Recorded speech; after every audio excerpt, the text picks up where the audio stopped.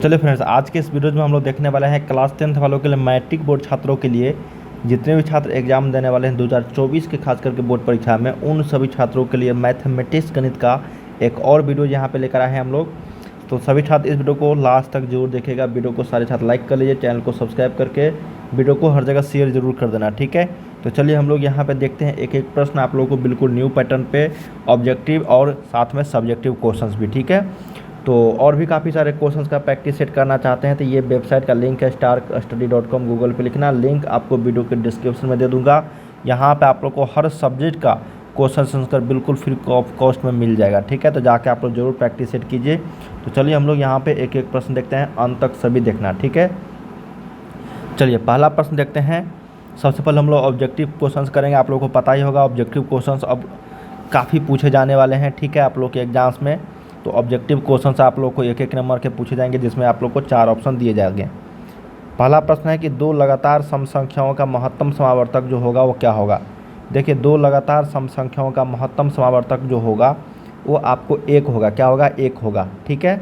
देख लेते हैं हम लोग कैसे। अगर मान लेते हैं कि कोई 2 लगातार संख्या जैसे 2 और 3 है, ठीक है, 6 और 7 है, 12 और 13 है, कोई भी संख्या, मैं उदाहरण के तौर पे बोल रहा हूँ, ठीक है ना। 2 लगातार संख्या होनी चाहिए, 2 लगातार सम संख्या है, सॉरी क्या है, 2 लगातार सम संख्या, इसको आप लोग समझो। देखो 2 लगातार सम संख्या है, अगर सम हटा दिया जाएगा ना तब एक आंसर होगा, ठीक है। अगर सम बोल दिया जाएगा, यहाँ पे सम दिया गया, तब इसका आंसर क्या होगा? सी होगा। ये आपका आंसर है। क्या है आंसर? क्यों? देखो यहाँ पे अगर 2 और 4 लेते हैं, 6 और 8 लेते हैं, 10 और 12 लेते हैं, 20 और 22 लेते हैं, 50 और 52 लेते हैं, ठीक है। तो हमेशा देखना जो हाईएस्ट कॉमन जो इसका है, हाईएस्ट कॉमन क्या है? 2 और 4 में हाईएस्ट कॉमन क्या है? 2 है। 6 और 8 में हाईएस्ट कॉमन क्या है? 2 है। 10 और 12 में हाईएस्ट कॉमन क्या है? 2 है, ठीक है। सभी में महत्तम समावर्तक निकालोगे इसका तो 2 ही आएगा हमेशा। क्या आएगा? 2। तो इसका आंसर 1 का सी याद रखिएगा।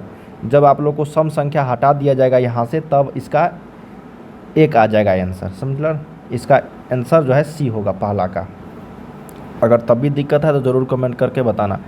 सेकेंड नंबर है कि बिंदु P 6, -5 का जो भुज होगा, भुज हम लोग किसको बोलते हैं? देखो मान लेते हैं ये एक्स एक्सिस है और ये वाई एक्सिस है, तो एक्स को ही हम लोग क्या बोलते हैं? भुज बोलते हैं, और वाई को हम लोग क्या बोलते हैं? कोटि बोलते हैं, ठीक है, अलग नाम है।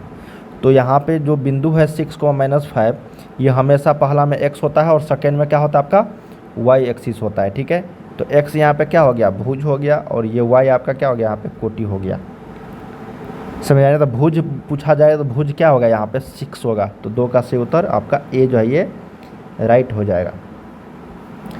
चलिए थर्ड नंबर प्रश्न है कि वृत्त के अंदर एक द्विबाहुवीय बिंदु से वृत्त पर कितने स्पर्श रेखाएं खींची जा सकती है। देख लो प्रश्न यहाँ से हम लोगों से पूछा गया है कि मान लेते हैं ये कोई वृत्त है, ठीक है, इसके अंदर में कोई बिंदु है। क्या बोला गया? वृत्त के अंदर क्या है? वृत्त के अंदर दिए गए कोई बिंदु है, ठीक है।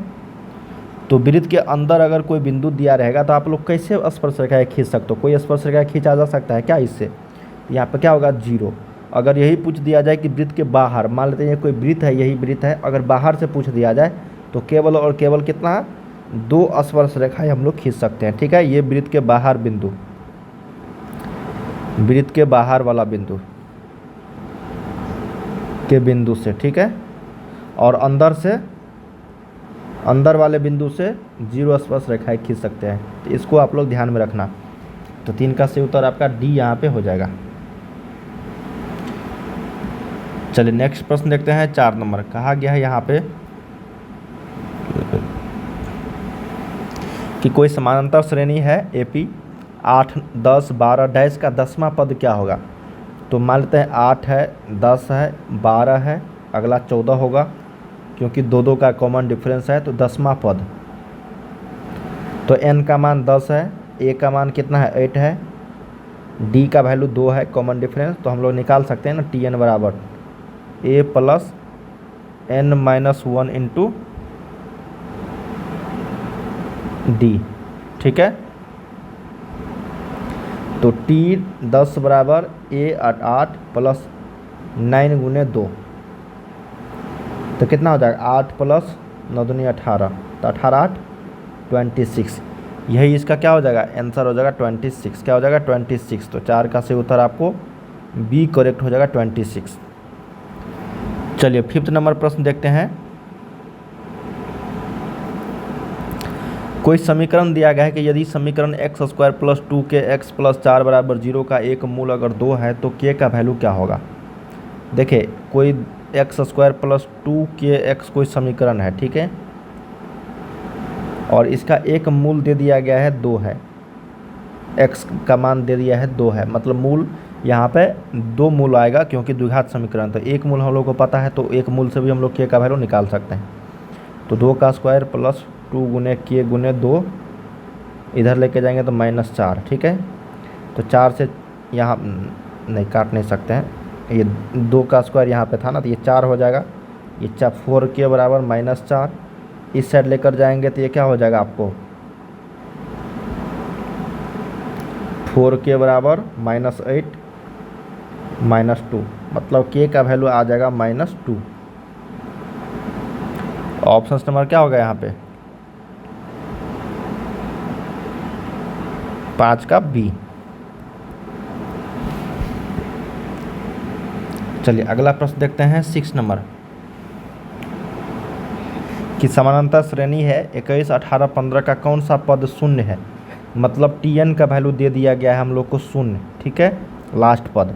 ए का वैल्यू है 21, डी का वैल्यू है 18 में से 21, यहाँ पे घटाएंगे तो ये हो जाएगा -3।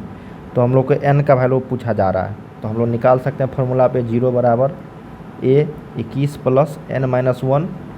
तो n कितना है निकालना है और d कितना है -3। तो इस साइड लेकर जाएंगे तो -21 बट्टा में -3 n-1, तो 3 7 21, तो n का मान 8 आ जाएगा।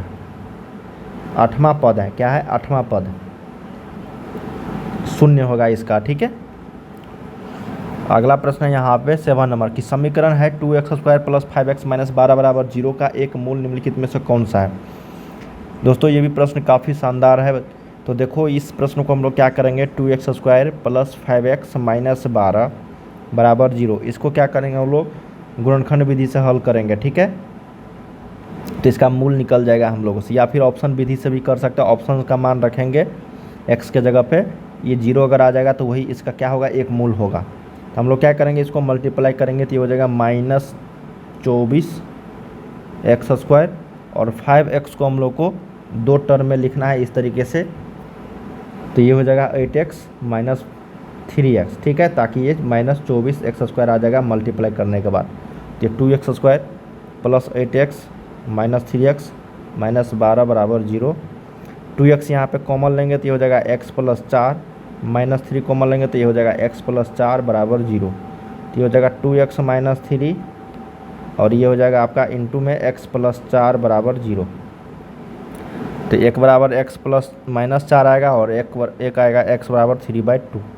तो x का मान यहाँ पे -4 दिया गया, तो यही क्या होगा इसका मूल होगा 1, ठीक है। तो सही उत्तर 7 का सी राइट आंसर हो जाएगा।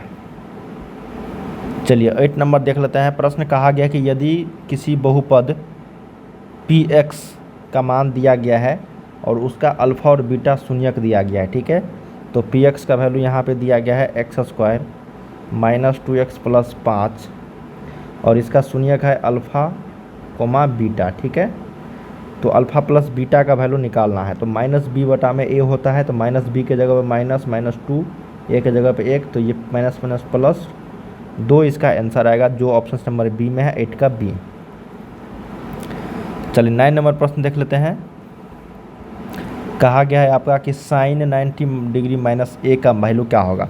ये प्रश्न मैंने आपको कई बार बता रखा है कि साइन 90 माइनस a जो होता है या फिर थीटा, ये होता है कॉस a के बराबर। क्या होता है कॉस a के बराबर, ठीक है, क्योंकि ये फार्मूला होता है। जैसे अगर कॉस 90 माइनस a अगर पूछ दिया जाए तो ये होगा आपको साइन a के बराबर, ठीक है। तो यहाँ पे ये हो जाएगा कॉस a 9 का a।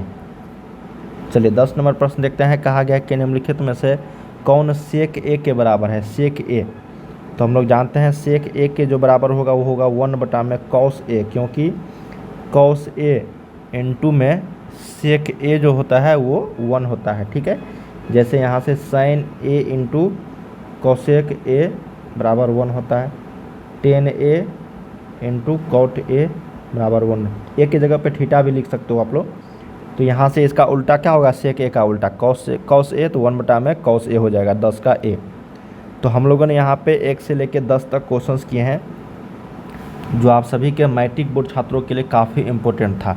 वीडियो को सारे लाइक कर लीजिएगा, चैनल को सब्सक्राइब कर लीजिए, और ये जो वेबसाइट का लिंक दिया गया आप लोगों को starkstudy.com, ये जो आप लोगों को दिख रहा होगा PDF टेस्ट स्टडी मटेरियल, इस वेबसाइट पे जाके आप लोग ज़रूर प्रैक्टिस कीजिए सभी छात्र। मोबाइल स्क्रीन पे गूगल पे लिखना, क्रोम ब्राउज़र पे आप लोग को मिल जाएगा सारा आंसर क्वेश्चंस, ठीक है, हर सब्जेक्ट का बिल्कुल फ्री ऑफ कॉस्ट में। तो जाइए आप लोग विजिट कीजिए, काफ़ी सारे क्वेश्चन का प्रैक्टिस कीजिए, और डेली आप लोग को यहाँ पे मैथ्स का क्वेश्चन आंसर मिल रहा है, तो आप लोग तैयारी करिए, ठीक है। बाय बाय सभी को।